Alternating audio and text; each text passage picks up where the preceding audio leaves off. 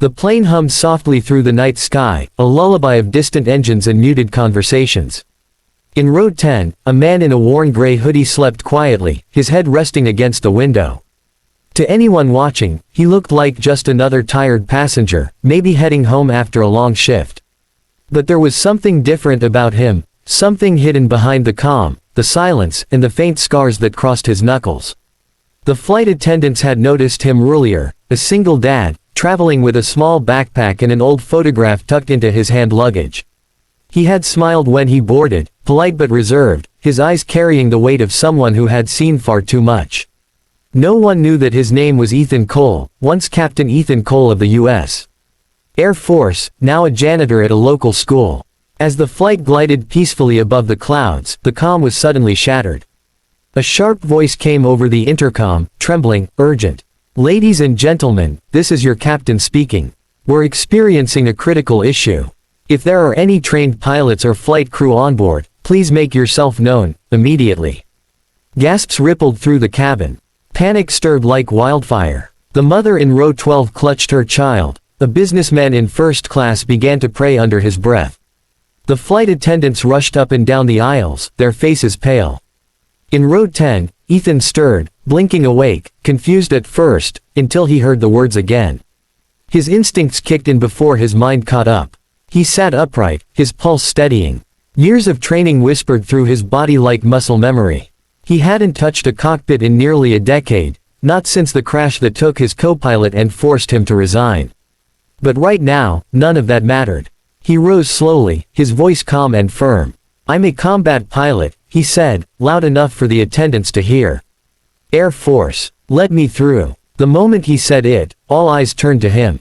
The flight attendant hesitated, scanning his worn hoodie, the janitor's work boots, the tired face. He didn't look like a pilot. But something in his tone, commanding yet steady, made her nod. She led him to the cockpit. Inside, chaos. The captain was slumped in his seat, breathing but unconscious. The co-pilot, pale and sweating, was struggling to keep the plane level. One of the engines had failed, and the controls were heavy, unresponsive. Ethan slid into the captain's seat. "Tell me what we've got," he said sharply. "Left engine gone. Autopilot's unresponsive. We're losing altitude." Ethan's fingers danced across the controls, his mind locked in. The hum of the aircraft became his heartbeat. "All right, we're not dying today," he muttered. He took a deep breath, adjusted the trim, and manually recalibrated the flaps.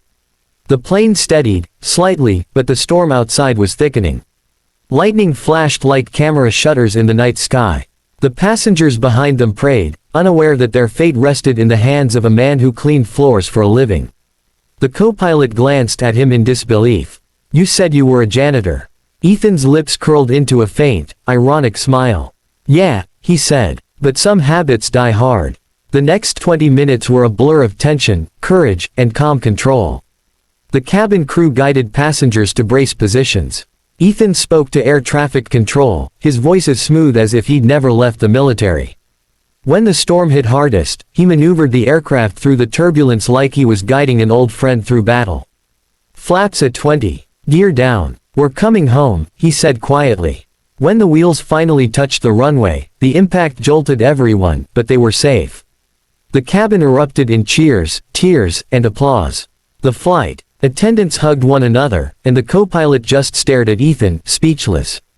As they taxied to a stop, the captain, now conscious, looked at him and whispered, "You just saved 143 lives." "Who are you?" Ethan stood, his voice soft but filled with a quiet pride. "Just a dad trying to get home," he said. He didn't wait for the cameras or the headlines. When they landed, he simply picked up his small backpack and walked off into the terminal. Outside, under the flickering airport lights, his phone buzzed. It was a text from his little daughter. "Daddy, are you on the way home? I can't sleep without you." He smiled through tears, typing back, "On my way, sweetheart. Daddy's safe." By morning, the story was everywhere. Unknown janitor saves flight from disaster. Reporters flooded the school where he worked. Parents and teachers stared at him in awe. But Ethan never sought the spotlight. He just went back to mopping the halls, whistling softly, content in the quiet. When one of the teachers asked why he didn't tell anyone who he really was, he just said, You don't need a uniform to do the right thing. You just need the will.